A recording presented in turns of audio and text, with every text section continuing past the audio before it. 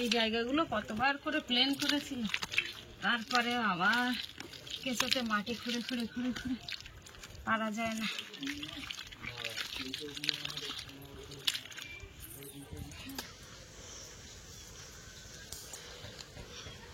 নমস্কার বন্ধুরা, আমি প্রিয়া সুন্দরবন কুকিয়ে সবাইকে জানাই অনেক অনেক স্বাগত। বন্ধুরা, কালী পুজো তো একেবারে গায়ের উপরে চলে এসছে। তো যাই হোক, অনেকদিন ঘর বাড়ি গোবর মাটি দেওয়া হয় না, একটু কালী পূজার আগে একটু ঘর বাড়ি গোবর মাটি দিয়ে পরিষ্কার করব। আর রোদ উঠেছে, বাপি বলছে যে বাজিগুলো রৌদ্রে দেবে, তো আমি বলছি যে একটু ঘর বাড়িগুলো গোবর মাটি দিয়ে নিই, পরিষ্কার করি, তো তারপরে একেবারে বাজিগুলো রোদে দিসখন খুব পরিষ্কার জায়গায়। আর এই যে দেখো মাটি তুলেছি, এখন মাটি কি বাবা মাটিগুলো নিলে তো সব জলগুলো পড়ে যাচ্ছে। এখানে গোবর জল নিয়ে এসেছি। আর এই যে কালকে আমি যে শাখা পড়েছিলাম, এই হচ্ছে শাখাগুলো না একটু বড় হয়ে গেছে, খুব বড় হয়ে গেছে, ভালোই বড় হয়েছে। এই যে মানে শাখাগুলো খুব একটা ভালো করে দেখতে দেয়নি, শাখাগুলো দেখে মনে হচ্ছে একটাও পোকা বেরো হবে না। এই যে আজকে থেকে কাদার কাজ শুরু। কালকে একটু ভালো করে দেখতে দিল না দাদু, মানে ওইভাবে পছন্দ হয়েছে বলেছে আর ভট করে পরিয়ে দিয়েছে হাতে। আর শাখা এমন একটা জিনিস যে হাতে পরিয়ে দিলে সে শাখা আর খুলে নেওয়া যায় না। যাই হোক, যা দিয়েছে মোটামুটি যা আছে থাক।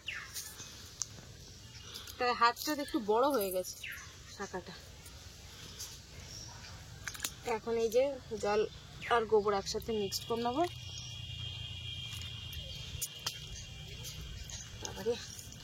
গোবর জল পড়ে যাচ্ছে, দেখেছো? তো বাপি, আর কিন্তু বৃষ্টি টিষ্টি আর বৃষ্টির আবহাওয়া আর নেই, এবার কিন্তু রোদ। কালী পুজো আসছে না? কালী পুজো তো এসে গেছে, কালী পুজো একেবারে গায়ের উপরে। কালী পুজো সোমবারে কালী পুজো। আর কালী পুজোর সময় তো আমাদের এখানে আবার মেলা, আর ভাইফোঁটার পরে কিন্তু তোমাদের স্কুল। তাহলে এবার পড়াশোনার জোর দিতে হবে।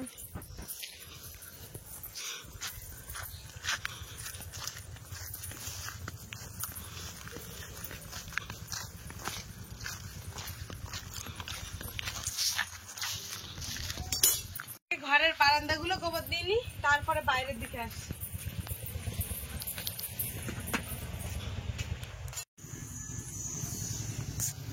বারান্দায় অনেকদিন গোবর দেওয়া হয়েছে, পুরো ধুলো ধুলো হয়ে গেছে, মাটি উঠে গেছে বারান্দায়।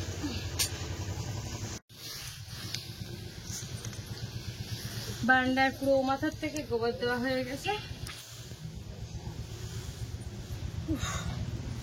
বিরাট গরম লাগছে। ফ্যানটাও তো খারাপ হয়ে গেছে। হ্যাঁ, ফ্যানটাও তো খারাপ হয়ে গেছে। ফ্যানটা চলছে না কেন, তো কি হলো? কালকে রাত্রির বেলা ভাত খেলাম, ফ্যান চললো, তারপরে ওই ঘুমিয়ে পড়লাম, তারে কিভাবে টান টান পড়ে ধাক্কা লেগে কিছু হয়েছে।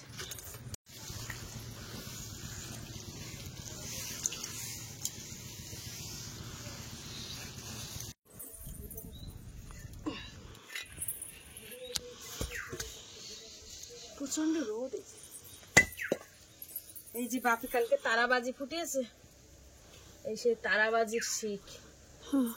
এই তারাবাজির শিক গুলো এক সাইডে না রাখলে তো এই পায়ে ফুটে যাবে, খুব ভয়ঙ্কর তারাবাজি।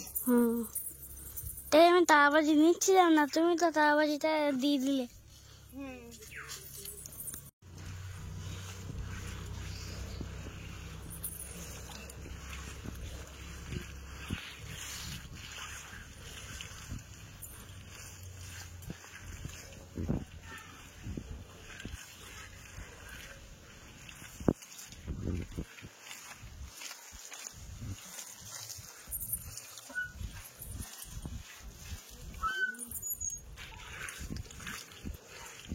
বিশাল রোদ, বাবাটা পুরো টানা রোদ, কাঠফাটা রোদ বেরোচ্ছে।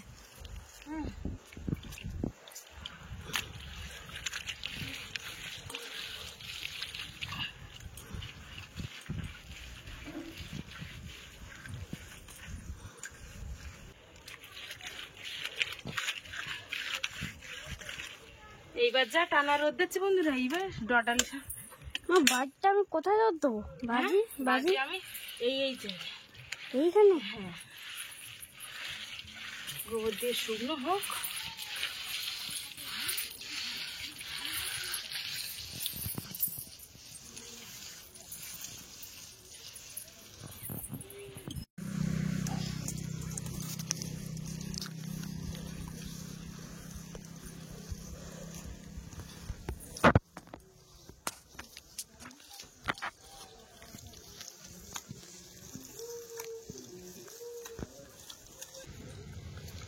জল কম হয়ে গেছে, তাই একটু জল দিয়ে নিয়ে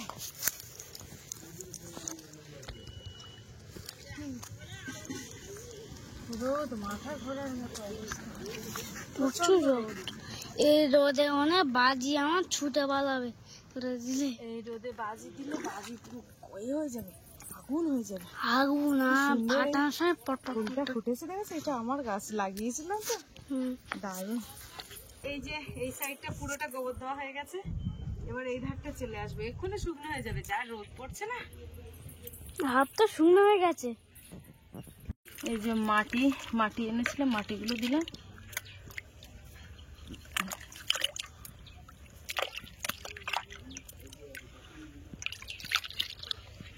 মাটিটা দিয়ে ভালোভাবে গাঢ় করে নিই। এবার জল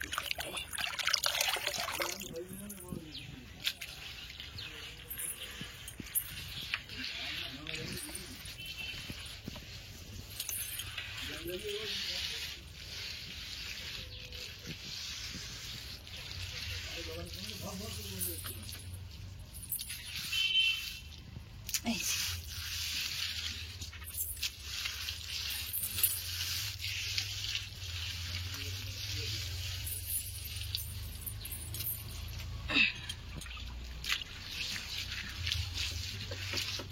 একটু গোবর নিয়ে আসে, গোবর না দিলে যেন ভালো লাগছে না।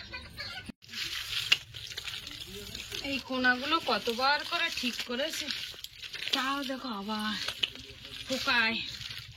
যত মাটি ভেজা তত এই গোড়ায় দেখো, এই যে এই গোড়াগুলোই মানে সব কেঁচোতে মাটি কি করেছে, গোবর দিয়ে দিয়ে পারা যায় না। তাই স্প্রে করতে হবে গোড়ায় গোড়ায়, হ্যাঁ একটা গোড়ায় গোড়ায় স্প্রে করতে হবে, আর তাহলে নেচে বসে আর খুঁজতে পারবে না। এই যে এইখানে মাটি দিয়ে দিতে হবে, নাহলে প্লেন হবে না,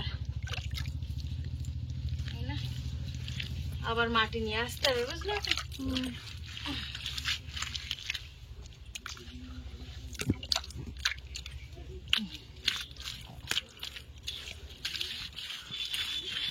কি রোদ বাবারে, যাক এই কানাটা হয়ে গেছে। এবার এই সাইডটার জন্য এই দিকটা কতবার করে প্লেন করেছি, তাও দেখো অবস্থা, দেখি আবার কিছু মাটি নিয়ে আসি। কি গরম রোদ বন্ধুরা, পারা যাচ্ছে না। এই মাটিগুলো আনলাম, বাবা মাটিগুলো এখন নরম করে নেবো এর মধ্যে দিয়ে।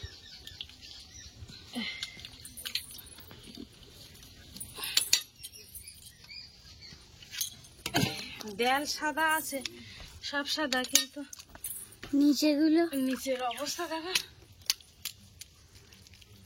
কতবার দিয়ে পরিষ্কার করবো বলে। প্রচুর টাইম লাগে।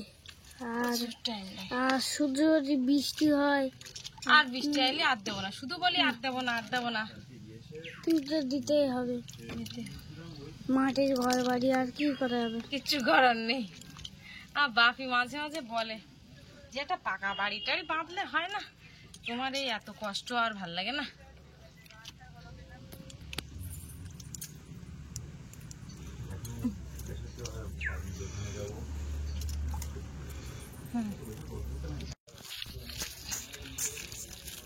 এই জায়গাগুলো কতবার করে প্লেন করেছিল, তারপরে আবার কেঁচোতে মাটি খুঁড়ে খুঁড়ে খুঁড়ে খুঁড়ে পারা যায় না।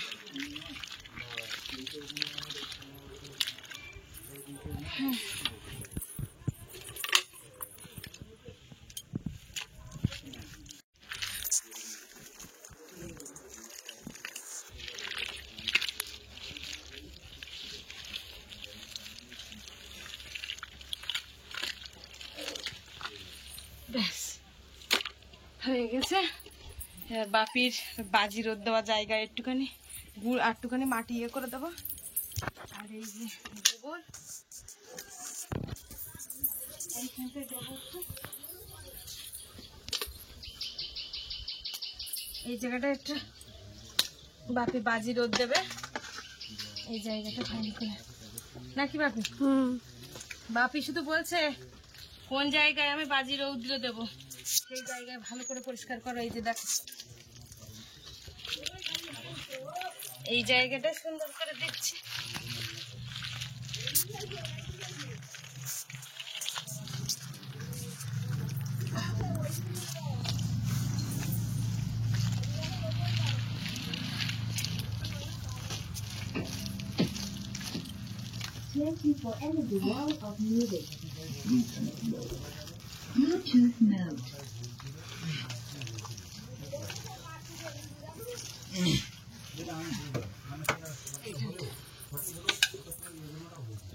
একটু শুকনো হোক, তারপরে তুমি বাজি রৌদ্র দেবে এখানে।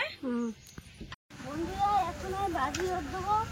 আচ্ছা, ওই চাটাইটা নিয়ে এসো, ওই তালপাতা চাটাইটা নিয়ে এসো হাত দিয়ে। হ্যাঁ, ওই চাটাইয়ের উপরে দেবে। বাবা এইখানটায় গোবর দিয়েছিল, এইখানটা তো রোদ নেই, তুমি এইখানটায় দাও বড়। হ্যাঁ, এইখানে এইখানে এইখানটা না, ওই একদম কানায় নিয়ে যাও, কানায় নিয়ে যাও। ওইখানটা। হ্যাঁ, এই যে স্নান করে একদম ফ্রেশ হয়ে চলে এসেছি, আর এই বাসন টাসনগুলো মেজেছি, এখন রান্নায় বসবো।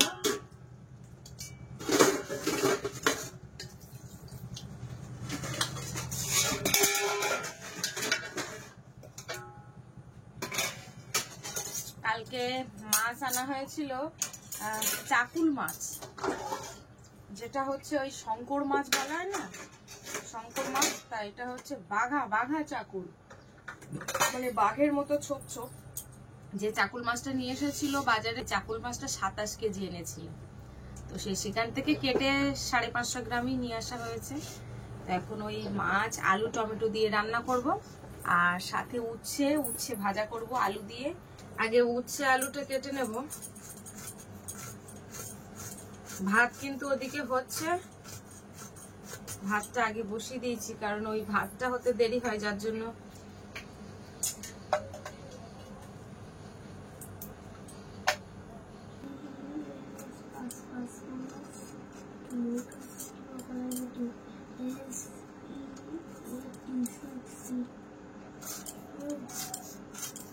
ধরবো এবার পড়া। লেগ বিনস, জোরে জোরে লিখবি, আমি যেন খাতার দিকে না দেখতে হয়। কি লিখেছিস বল? বানান কি? বিনস মানে কি? বরবটি। তুমি লেখো সে। এখানে টমেটো আলু কেটেছি, উচ্ছে আলু কেটেছি, এবার ধুয়ে নেব। বেশ কয়েকটা কচুরমুখী রয়েছে, তা 2-3টে কচুরমুখী দিই আছে যখন, এই যে তাই কেটে দিচ্ছে। সিট।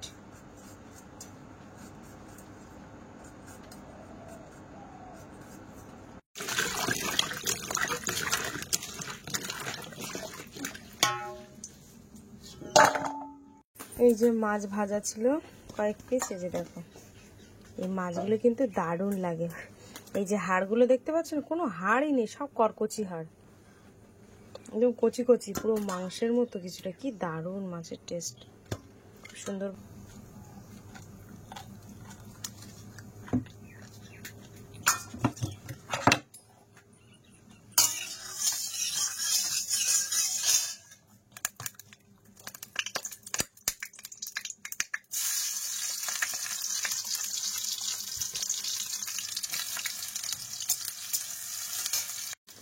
অনেকে কিন্তু বন্ধুরা শুক্তোতে কিন্তু একদমই লঙ্কা দেয় না, কিন্তু আমি 2-4টি লঙ্কা দিয়ে দিলাম তেলের মধ্যে। এখন উচ্ছে আলু ভাজা করবো, তো শুক্তোর মধ্যে লঙ্কা দিলে একটু শুক্তোটা তেতোটাও অনেকটা কম লাগে।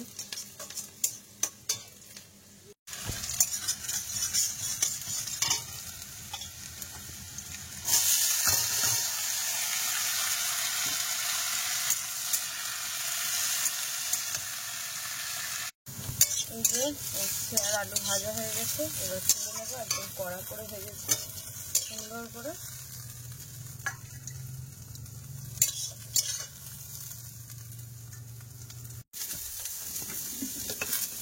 কড়ার মধ্যে পেঁয়াজ কুচি আর কাঁচা লঙ্কা দিয়ে দিয়েছি, তেল দিয়ে দিলাম।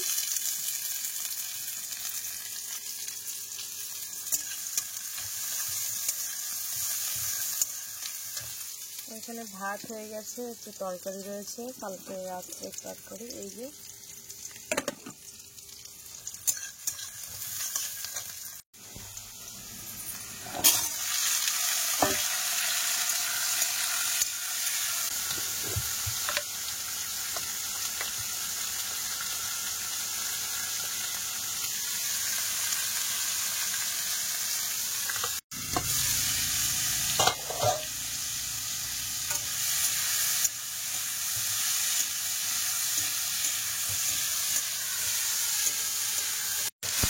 টমেটো কিন্তু একদম গলে গেছে, ভালোভাবে কষা করে নিয়েছি।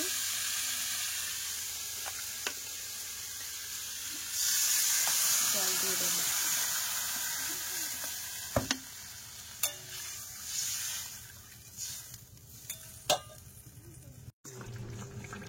এই যে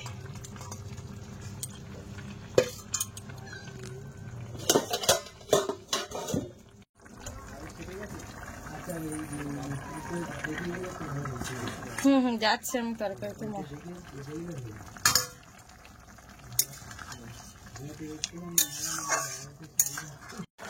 এই যে রান্না রেডি হয়ে গেছে। একটু গরম মশলার গুঁড়ো অল্প ছড়িয়ে দেবো।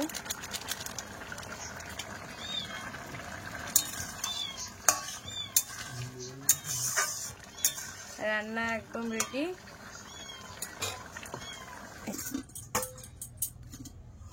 এই যে আজকে বাপিকে উচ্ছে ভাজা দেব, উচ্ছে ভাজা দিয়ে ওকে খাওয়াবো। উচ্ছে মাঝে মাঝে একটু খেতে হয়, বুঝলে আমায়? উচ্ছে দেখে তা তেতো তো লাগবে, তেতো লাগবে তাই বলে খাবা না? গায়ে চুলকানা বেরোচ্ছে, আমার তো চুলকানা বেরোয়। নাও উচ্ছে মাখা দে, উচ্ছে ভাজা দিয়ে খাও।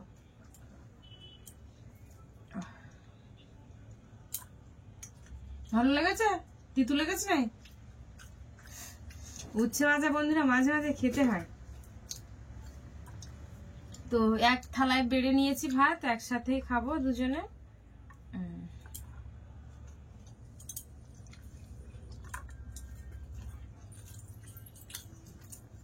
উচ্ছে ভাজা ভালো হয়েছে তো।